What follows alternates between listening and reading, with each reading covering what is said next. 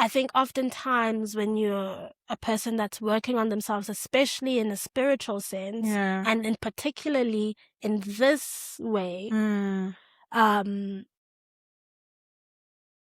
society does look at you as a burden. Oof. Yeah. Because you are different. Yeah. Society looks at you as an outlier. And as an inconvenience. Oof. Because you don't fit in the box. I want to send out and give a virtual hug and really my heart to all the kids that are struggling, all the people, the women that are struggling, men that are struggling in finding that breath. Yeah. That it is okay to just go. Yeah.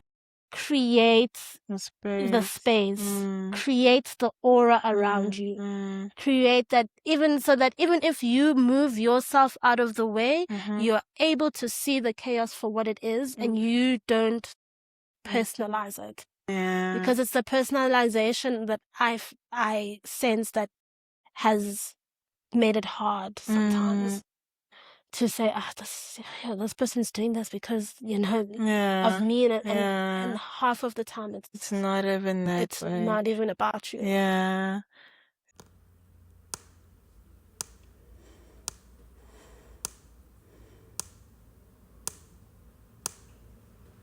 Are we ready? Let's get it.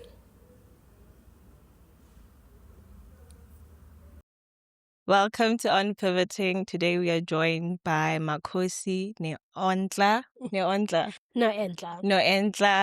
Khumalo, a spiritual healer, cultural producer, and the founder of Umsebenzi WeThongo.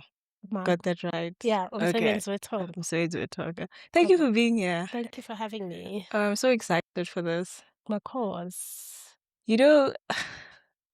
When I saw you at the airport that day, something in me just said, you should speak to her. But I just didn't know if it was an invasion of privacy. Yeah. And I just thought to myself, I'd just go. Yeah. And I really loved your outfit, how you were dressed, how you styled yourself. Thank you. That was an intro that I used. Yeah. But ever since we communicated, I asked for your email, and for you to be so receptive to having this episode really meant so much to me. So thank you for that. You're so welcome. Thank you so much. Thank you for actually speaking to me. My son had taken my phone and sitting there, I'm like, I'm so bored, and everyone else seems busy. Yeah, seems busy in their own world. Yeah. And I'm like, how do I, break the ice, in this situation? Yeah. But it was. Yeah, it was, and also you looked so great, Thank you. matching your copper hair with your outfit. I was like, definitely this girl, she's got it going on. Also, my outfit is. It was so beautiful. I always try to dress in a way that is an icebreaker because I'm so shy. Ooh. So okay. It's a good note. It is like a way of, I'm shy until I'm open. I'm shy until the space allows me to be open. Yeah. So I did enjoy our interaction as well. Thank you. So earlier I asked you about used you as Makosi Noentla, but that is not necessarily your birth name. Yeah. So those that know my birth name, they use it. It's still used at home. Okay. It's not something that I personally don't reference that name anymore. Okay. It's a personal process because when you take the heed to answer the call, when you've got the calling, you are going through a transition of a rebirth. Yeah. So your old self, from the day of your initiation, your old self dies. And I needed her to die. Yeah. I needed her to die, and then I needed to embody Noentla to become the person that Your new identity. my new identity that you see today. Mm. Even though personality traits and all of those things, the human elements of who I was before, those cannot be erased. The lineage, the DNA is not erased, but my spirit. Your spirit has gone through that transition, and to acknowledge the transition that my spirit has gone through and my soul has embarked on that ascension is also very important to me. So when I say Noentla, Noentla means the girl of the north. Khaleesi come through. But it's also, it means Umsamo. Entla in the Xhosa tradition is the place of the ancestors. So Entla is the opposite. When you enter through in a traditional hut, when you stand at the door, the opposite place is Entla there. And that is where, in a kitchen, that is where the table is put. That's where the food prepared. Entla, that's where Umpasho takes place. The speaking, the portal to the ancestors happens Entla. Entla is also the north, like up there. So Uno Entla, there's like embodiment of the sacred space. And then also acknowledging that my soul, my body, my being is sacred. That is why I love that name so much. It's so beautiful. I love that name so I didn't much. know that, and thank you for that context, because when I thought about it, I even tried to think, is it a Zulu name? Is it a Xhosa name? Because when I researched you, you have roots in Xhosa and Shangani. So it's an Isimpondo. Which is a sub-tribe within the Xhosa tribes, as there are many sub-tribes within the Xhosa nation. This is particularly in the Transkei, Lusigisigi region that Isimpondo is spoken. And that's where I went for my initiation process. But by birth, on my maternal side, my mother is Tonga, my grandmother is Tonga, my grandfather is Swati. But we grew up predominantly Swati because that's where my grandparents lived. And then on my paternal side, we are Zigua from Tanzania on my paternal maternals. And then my paternals are Zulu from KZN. So there's been a lot of traveling. There's been a lot of integrating and mixing. So I'm like Pan-African. Your culture is so rich, your traditions, there's so much depth to it. Do you find that it shapes who you are as a person? Definitely. It gives me such different, like, I've always felt out of place. I've always found myself, even in my family, not fitting in. And because, my parents weren't married, they weren't together. It was very much a separate household situation where I'm with dad or I'm with mom, you know. Or there's co-parenting. And there was no co-parenting, really. So I always had to separate and split myself in that identity. And so when I was with my mom's side of the family, I always felt a little lost. And then when I was with my father's side of the family, I also felt a little lost. So when I went to Ephehleni, it was a new place that didn't have any resonance of either side of my lineage. But in this way is when I actually saw the beauty of being different and not being the same and having the same imprint in any place. And in this way I was able to really marry the two and become something new and also really own my difference and really own and come to understand and to come to love it, because it was something like,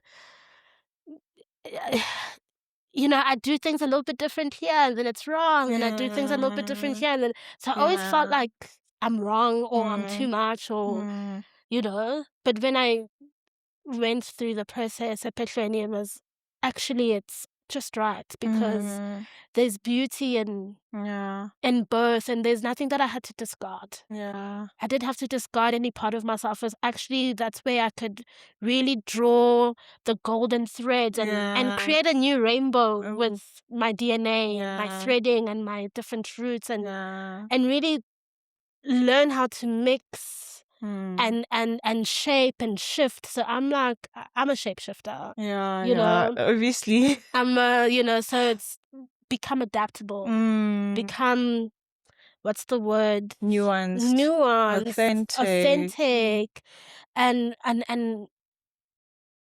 you kind of melt, and you're not molded. Your mold can be remolded and reshaped. It's just been such a. But sometimes it does. I mean, we're human. Sometimes it is a hit. Like it does feel like a hindrance. Or it does feel like when you're in the environment where things are so molded, it does feel limiting and boxing and actually quite like frustrating and suffocating when you're not. I've learned how to, make myself so palatable. And then to go back into the spaces that feed you, that feel like home. And then you go back and you're like, oh, but I don't fit anymore. Like it doesn't feel quite the same. Or so it's, I don't know. I don't know how I do it. But I try to give grace to myself and others in those instances. That is beautiful. Yeah. I want to go back to a time before Ubungoma. Yeah. How did you understand yourself at the time? I know you shared a bit about how lost you felt moving between homes, but what about yourself did you understand? What identity did you feel you had at the time? I think the thing that helped me a lot was boarding school. Okay. So I went to St. Mary's for high school, and I was in boarding school in Pretoria. Okay. So I think that, and then I just kind of immersed in that life. Life with my friends, life growing up to become a young woman. Yes, there were challenges and all of that. When I look back, I'm like, oh, actually, it was a lot. But when I was in it, it was also very much okay to be myself. I think I always needed a space that just belonged to me, so that I could garner that authenticity. And that, so yeah, I did very much, and this is where I explored. This is where I, played and had fun and did all of the things that make me. And that's when I just got to kind of understand who I was. But obviously you don't have a full understanding of who you are when you're a teenager. So going out of that and then finding my way after was, at least I had that grounding to say, hey, remember that time when you, like, those feelings, because your body stores things, right? So when things did feel uncomfortable, I had that a little bit of restlessness. I had that reference within self to tap back into the feeling of, remember that there is like that resonance of joy, of peace, of laughter, and all of the things, even though in this moment there isn't. So I think I kind of intuitively, it was, I speak on it now so eloquently, but at the time it wasn't something that I was intentionally channeling or could articulate or it was a very intuitive fluidity. So when you felt this level of restlessness, how did you get through that? How did that lead you to Ubungoma? It was very unhealthy. I'm like, that's such a this is such a interesting question. Because like I did not have healthy ways of dealing with it at all. It was escapism, numbing, and just being like, okay, cool, like the world is fucked up. Okay, so it doesn't matter, like this is so if it wasn't for the community I had around me, I wouldn't have seen myself that I wasn't okay, because I was so used to shutting those emotions and just being like, it's part of it, you know. So you just have this bag where you take things and you put them in, and you're like, you take a bag, you put it in a shelf, you compactalize your life. You don't integrate any part of you. And I think it's only now, even after Ubungoma, even after the decade-long journey I've been, now I'm really understanding the art of integration. And I'm stepping out of that compactalization. And more processing. And more. So, and this is the birth of Umsebenzi WeThongo. That is It's so the beautiful. work of the ancestors. Because Umsebenzi WeThongo was birthed through me realizing that it's not enough just to throw the bones and deliver the divination and give the messaging. What do you do with that? Where does it go?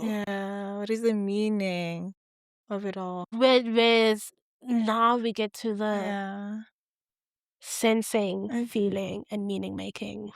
And that's the space of Umsebenzi WeThongo, but allowing spirit to also really move in that energy while we do the psycho and the heart space, the body work. Do you remember the moment that happened for you when it shifted from curiosity to, I want to practice this, I want this to be my life, I want this to be a part of my identity? It was kind of like not a choice. I could have avoided not being a Sangoma already, even after I did my training. Okay. If I could have not been a practicing Sangoma, I would have. Why? It was the daunting task of having that level of responsibility in my hands. Of being like, the words that you say affect decisions that someone else makes about their lives. And the trajectory that takes a person then after. So I did not want that responsibility at all. But the ancestors said that I could handle it. It was bestowed upon me, so I had to trust. And that trust was a process as well. I didn't practice as a Sangoma. It was actually one of, like, when I came back from Epiphany, I was like, I've been not sleeping. I haven't been hanging out with friends. And also I was so young. What age is this? I was 24 when I went, and then I was 27 coming out. So that is quite 27, 28 coming out. So it was like, I've got like gang time to catch up on, like gang partying and just like being young, being myself, none of this responsibility. And so people used to walk up to me and be like, and I was just like, I am so sorry. Not that guy. Not today. And it got even worse. It's like homeless people, like people that really needed help, like people that, like, you could see that their lives were hanging on by a thread. So in the beginning, I never used to make any money from it. I just used to pray with people on the side of the road wherever they met me. And then we're like, come to go to Gogo's house. Go back to your grandparents. I went back to my grandparents' house, and then I just sat there, and then people started showing up. So through that, it was step by step by step, and then you start to collect your tools. You start to fine-tune your intuition, and then you realize that, oh, actually, like, I'm doing something right. It's working. I can see people living. I can see. But at the same time, as you're doing that, you are also going through your own rebirth, your own processing, and there's a lot of stuff that you must deal with. So I did go through like a phase where I felt quite like fraudulent because my life wasn't so in flow and in alignment. Even as a healer, I was like, how am I telling people to go down this path when like I'm going down this path and I'm actually going through hell while I'm doing it?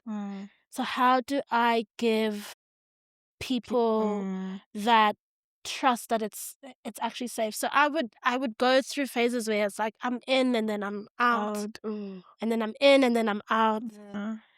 But it was an identity that I didn't even think about that I was creating. I just started to see people treat me in this way. And gravitate towards it towards me in this way. And because I was a stylist before, it became, and then like obviously your expression changes and your art changes when you are evolving. Yeah, that identity infiltrates into other structures. It infiltrates into other structures. So it started to, and obviously it's like, it's not something I cannot talk about. It's like an elephant in the room. Now I went through a visual transition. Yeah. Like it was very evident. Yeah. So now it's like, okay, now you're also now getting called for like as the cultural voice and the speaker of this thing, you know, and people are asking you questions and people want to hear your opinion and they need answers from you, understanding and understanding from. And then it's not like just strangers. It's your peers, your family. It's your family, it's your colleagues, it's your friends. Yeah, I'm still kind of working on my voice. It's not something that I share a lot. But in how do I share the depth? How do I share my vulnerability without and still protect myself? Yeah, that is very important. You know, and still protect myself and also protect the people around me you that didn't ask. To be in that space. To be in that space and didn't ask to be exposed in that way. You know? So I'm still kind of walking that path and that line. That is so beautiful. How did your family react to it? It's been such a journey. I'm in no contact with your family. Most people in my family. So sorry about that. But I think it's the low hanging fruit. That people can use to discard you. Yeah. That they were going to discard you anyway. Yeah, exactly. Whoever wants to be in your life will be, regardless. Yeah. They were going to discard you anyway. And that's the understanding I had to come to. That it's not because of who you are in this thing. It has nothing to do with this journey that you've chosen. Yeah. But it has everything to do with you becoming steadfast on yourself. It has everything to do with you not being able to be manipulated, controlled, and being told who to be. Boundaries. And having those boundaries with yourself. A lot of people that are uncomfortable, that get triggered by you living in your truth, will be uncomfortable. And you can't keep, it doesn't matter the blood. Doesn't matter the bond. Exactly. The more you are able to stand in your truth and unwaver and also protect yourself while you're doing it. You'll step on toes. So, I also had to learn that this was also part of my my life rebirthing, path. yeah. Some of the things had it was part of my life path that I had to come to create new pathways for my lineage, to create new ways of being, and to also heal and send back the healing to the ancestors and the people that come before me that didn't get a chance. So I cannot let a few broken relationships stand in the way of that great work. Yeah. That is your purpose. That is your life. That is my life purpose. Life of service. My life of service, not to myself, but to my lineage. And if you're not, you don't want to come on that journey, that's fine. It is. Yeah. That is also allowed. It's still a journey. It is still a journey, and I give love to you, and I give love to myself. That the life that we're walking is what we're supposed to be doing. Yeah. For somebody who's listening and they are thinking, what is traditional healing? They have these stereotypes, they have these preconceived ideas. What version of your spiritual journey do you think most people have misconceptions about, and how would you want people to perceive it, or what would you want to share about your own journey to try help people understand that path better? Yeah. To be perceived and to perceive is something that I don't like to control. Okay. People are going to always perceive things the way that they want, or the way that they've been taught. Yeah.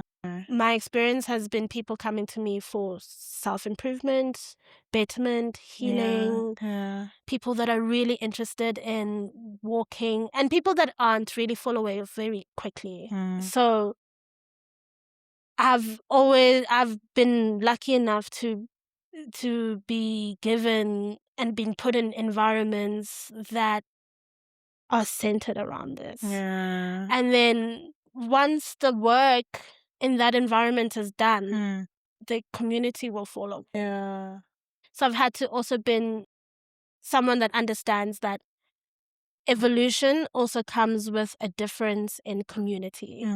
And only a few people can walk the full journey with you. Yeah. So to answer your question, how Ubungoma is perceived in this country, I think it is something that I think there's a lot that happens within Ubungo. Okay. There's the prayers, the batandazeli, there's the prophets, there's the herbalists, there's the seers, there's the diviners, there's the sangoma, which is maybe the sangoma that works with just water. Maybe I just work with fire. Maybe I just work in the mountains. Maybe I just work with whichever element that you are given to work with. I think because we are such diverse beings, and the world around us is also so diverse and so expansive, that the gifts that have been bestowed on humans to tap into the other side are also very... There's a lot. They're quite vast. They're very vast. So to put Ubungoma under one umbrella, under one particular thing, like, every Sangoma does this, is hard to do. And it's hard to pinpoint like that one thing. But all have a common thread. And that thread is ancestral healing. That thread is lineage work. That thread is connecting from behind us to in front of us. And helping and guiding in how we operate and live in this particular 3D dimension that we find ourselves in. You know, so I think to someone that's just at the basic level wanting to understand what traditional healing is, traditional healing is a conduit and tool to tap into the unseen world. That's beautiful. Yeah. how does it feel to be in one of your retreats, to go through that journey? So Umsebenzi WeThongo, the way I've curated it, is a 4-day experience. Okay. We start off with a traditional opening ceremony where we call in the ancestors, we guitar, we play drums, that Africanist, we sing, there's mkomboti, there's libations, there's food, joy, and community. Yeah. And then as we do these things, each step of the way you'll be educated as to why certain things are done and how certain things are done. Because that's something that I found that, oh my God, like I went to the Eastern Cape, to a very remote village. I felt like we don't know these things in our generation. Our parents don't know these things. That level of access Has been deprived from many. So this is my way of bringing that knowledge back to us and for us. Making it more accessible. Because you have a question like, oh, Makosi, why a white candle? Yeah. Why? So we'll go through those steps. Okay. We'll go through, okay, why do you guys get that and you turn this way? And that. So we'll go through that education. And then it is also a space where we integrate modern, I'd like to say, but these are like, if they modern mythologies of healing, but these are ancient mythologies as well. So yoga, meditation. This is where we bring in the like crystals, like what we would call now alternative healing.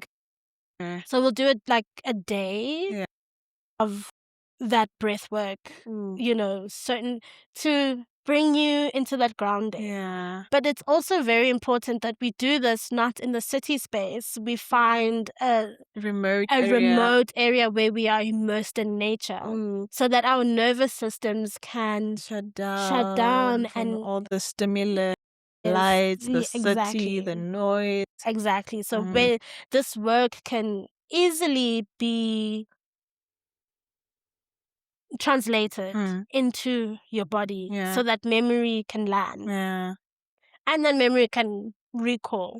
Because through this work is me calling your ancient self forward and your higher self forward for you to tap into you.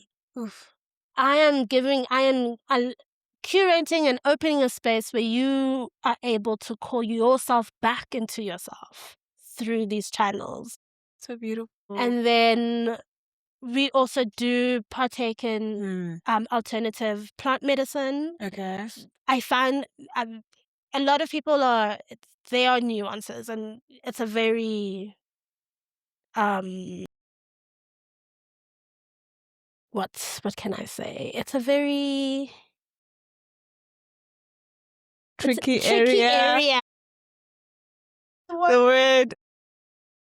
It's new. It's new, but it's also experimental. It's experimental. Okay. Yeah, it's very experimental. But for me, the alternative plant medicine is a medicine that helped. I because of the level of trauma that I'd gone through from growing up, I found it very difficult to go into trance.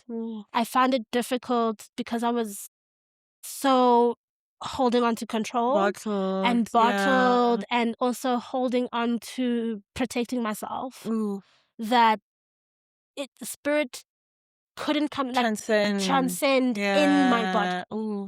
So this was it is a fast track way and an accelerated way to bring down my conditioned inhibitions and conditioned self to meet my higher self. So that's why, but it's not a prerequisite that you partake. Okay. But it is an accelerated, and I've had very great experiences where people their ancestors have come, they've gone into trance. People that have never gone into trance before, their ancestors speak to me directly and tell me exactly what to do. Like me and you are speaking right now. They sit up. I have a full-on conversation with their ancestors, and And then I'm able to breathe life into you.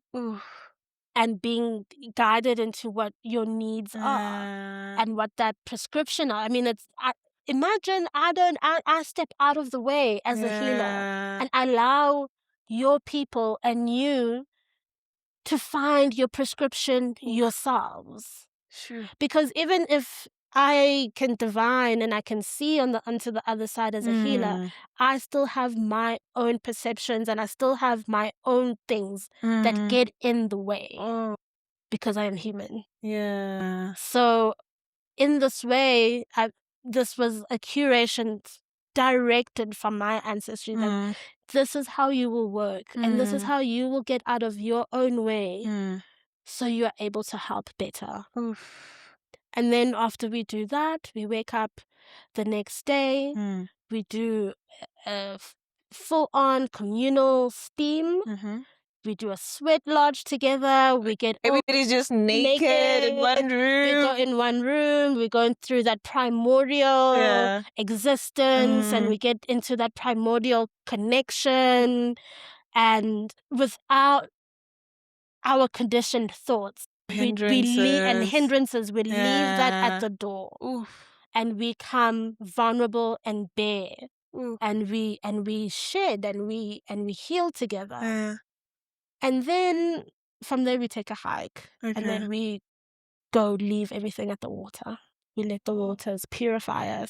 Yeah. And so we try to do that in a 4-day period. 4-day process.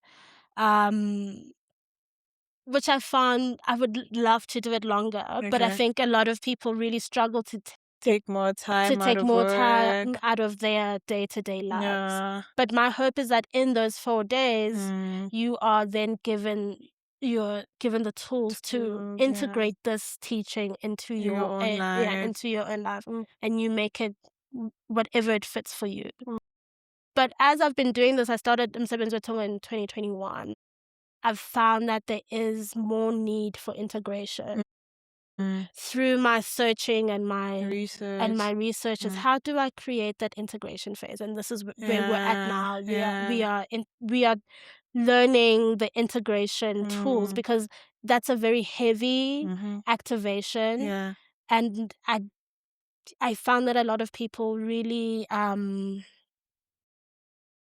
they struggled after, and I struggled to give them the support afterwards. Because obviously now I'm also in my own processes, because I've activated certain things within myself as well. So now is to create a support structure and a team, and the community is coming. So you hope to grow it into a more integrated process for people. So it's not just the 4 days. So it's not just the 4 days. There's continuity, there's maintenance of the healing of the process. Of the process of. That is so beautiful. So in this year, these are the tools that I am fine-tuning. Took a pause for I think the last one I did was 2004. So I took a pause last year. I do one retreat a year. So I took a pause last year just to call in the integration process, and to call in what that is and what it looks like. And because I found a lot of people after that, then you get so activated, then Pesho is calling you, or your purpose is calling you, and your own soul journey is calling you. So to give them the tools how to, and I also am the kind of healer that I don't want to hold your hand. I don't want to make you. And I think that's also been like the resistance in people's, because I don't like to cuddle people. There needs to be individuality in the process. There needs to be individuality in your own process. And there also needs to be ownership and accountability. Independence. And independence in your own process. So, Umsebenzi WeThongo is now we're learning what that integration looks like. That's so beautiful. Of course. Is there anything we've talked about today that you want to talk more about, or anything that we haven't talked about that you want to touch on? I mean, I think I will just at the top of my head, what I'm sensing is the acknowledgement that healers are human. Ooh. And the acknowledgement that you will fall off and you will get back up countless number of times. Yeah. And that you're able to move. Yeah. Be agile, and adaptive. be agile, be adaptive, and don't Yeah. hold on to what it's you feel or you think things are supposed to be like. Ooh. Because also, like, I thought, okay, cool, I'll go to Pesho, 1 year, done. I was there 4 years, you know? And This then is the one also, I'm like, I thought, expecting. okay, but once I'm done, like, things are going to be smooth sailing. They haven't been. Ooh. It's been a decade of real life struggle. And only now it's like, only now I've got, like, clarity. Yeah. Oof. You know? Yeah. Before it was like, Cloudy, just going where the wind takes you. Yeah, exactly. And now it's like, okay, there's clarity. There's a light, there's direction. Anchors. So also, don't think this is a quick fix way for you to not take responsibility for the things that you're going through in your life. It's not a quick fix. It's actually the long way. No, I resonate with that because a few years ago I did therapy, like 2 or 3 years ago.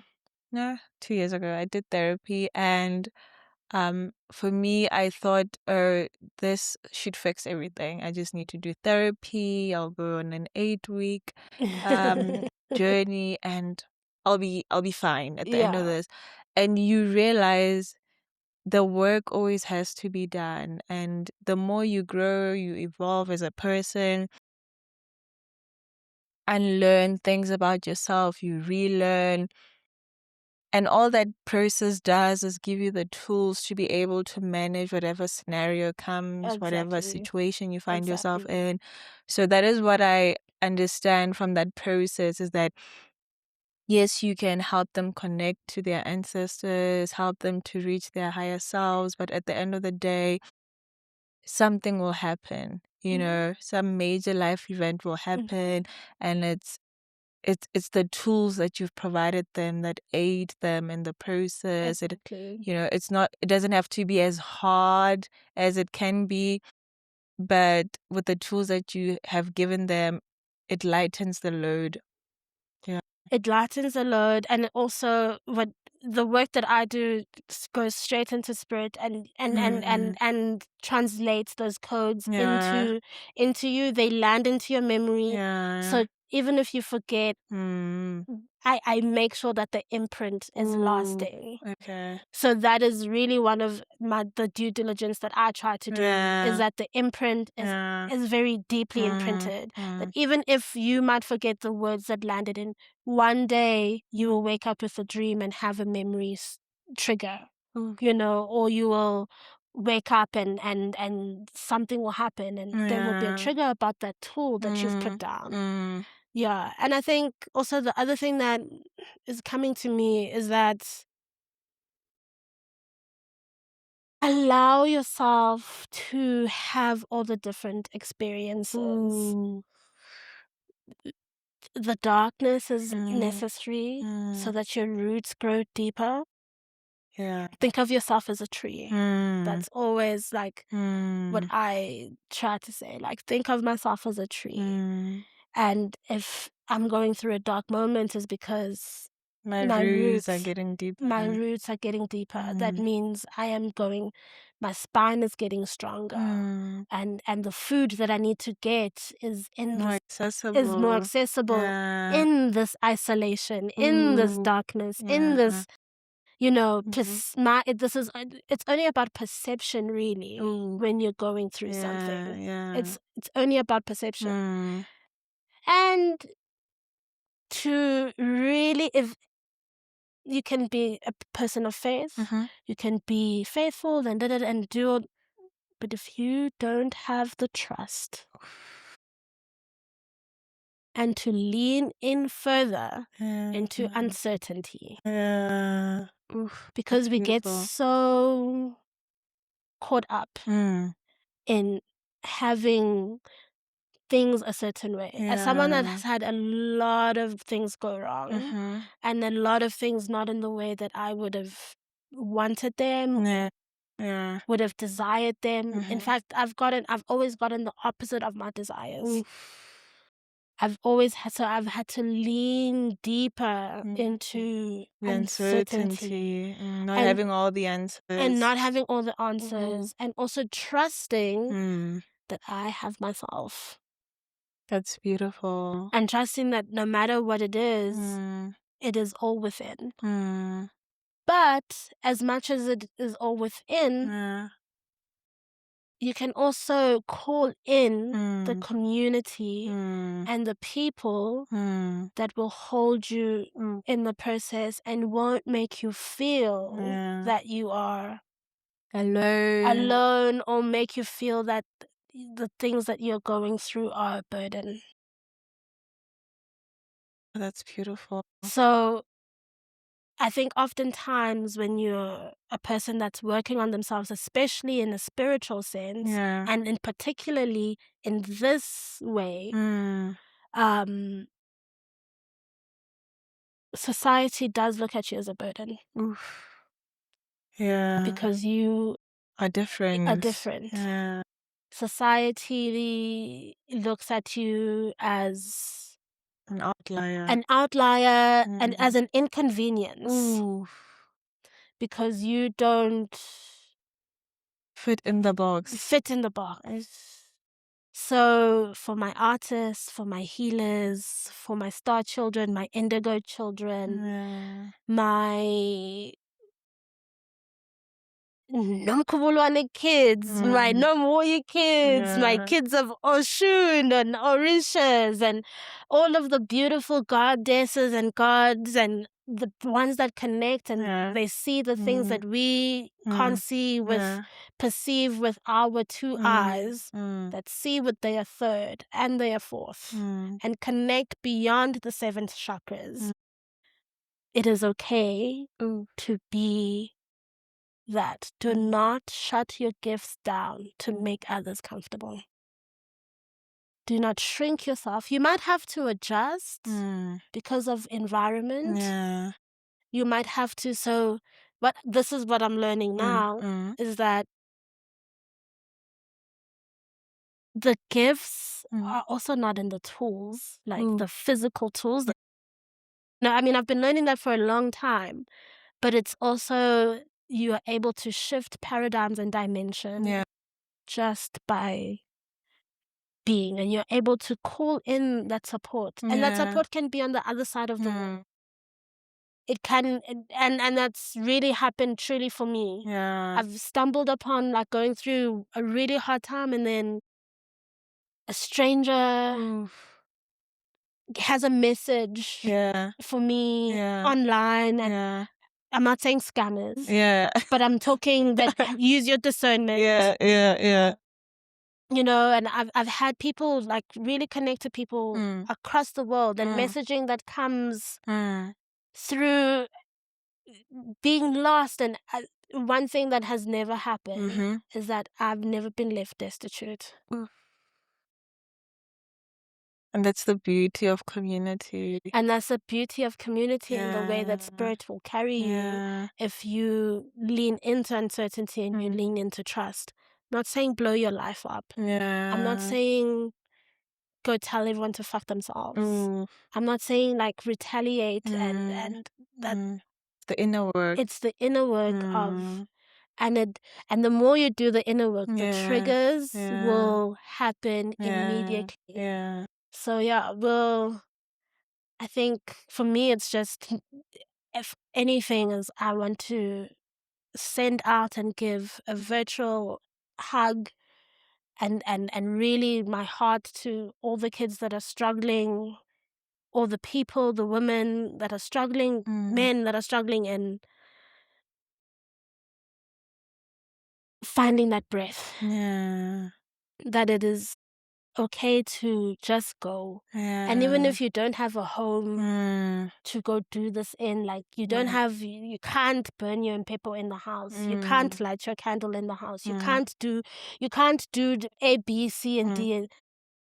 Create the space, create the aura around you, create that even if you move yourself out of the way, you're able to see the chaos for what it is, and you don't personalize it. Yeah. Because it's the personalization that I sense that has made it hard sometimes to say, this person's doing this because, of me. And half of the time it's not even that it's way. not even about you. Yeah. It's the ego of being human. We often think the world revolves around us. We think other people's actions are the result of our own. We put ourselves at the center even when we don't belong there.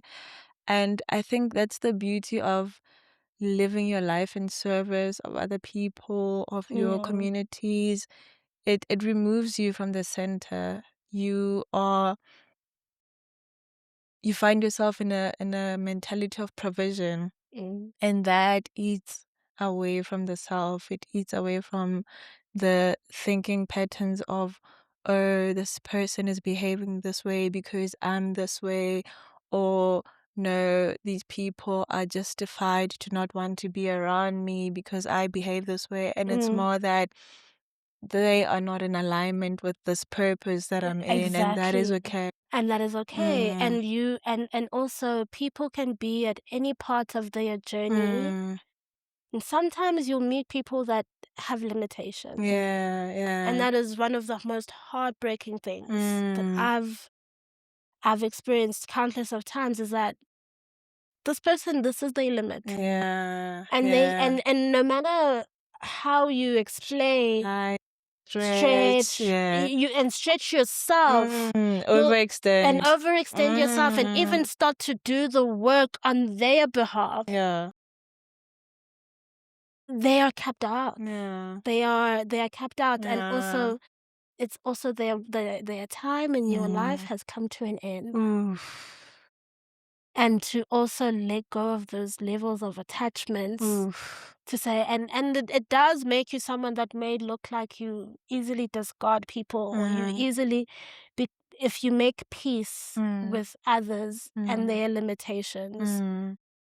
So I think for me it's just been like, okay, I'm going to go through the heartbreak, and I'm going to go through that healing process, but I'm also not going to hold the accountability. I'm also not going to hold the responsibility, because it no longer belongs to me. It is theirs.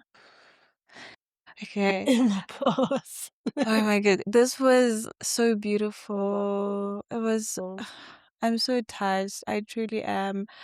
I really wanted to sit down with you and have this conversation, and it was so beautiful. And I'm glad we posed. It was getting here was so tricky for us. Thank you for coming. It was worth it. Of course. It was truly, truly worth it. Thank you for being here. Thank you so much. My last question to you, this is a question you ask all the guests on the show. What do you love most about where you are now? Oh,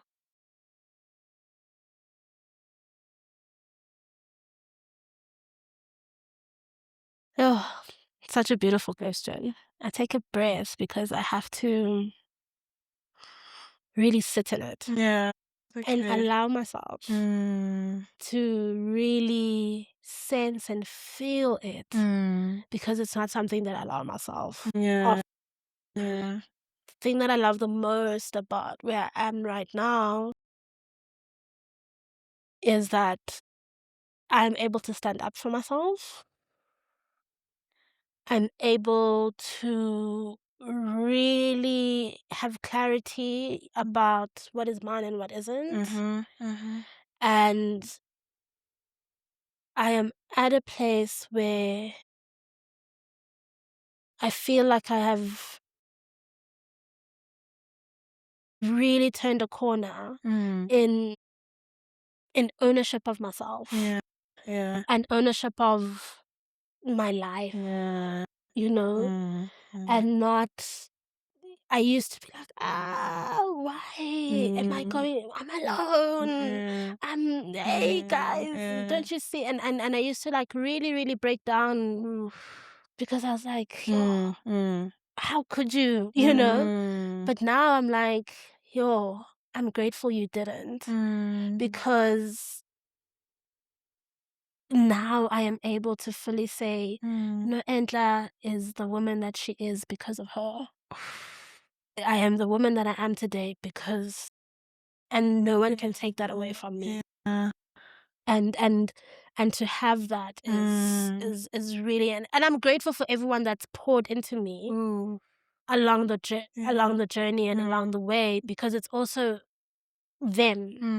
So what I love the most is about what I've received, and I'm grateful, and also what I've been able to give to myself and others, and I'm grateful. So I sit in gratitude. That is so beautiful. Thank you so Thank you so much.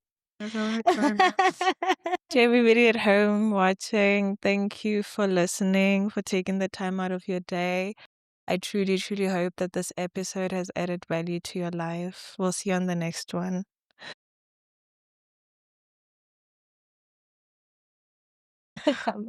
God. Thank you so much.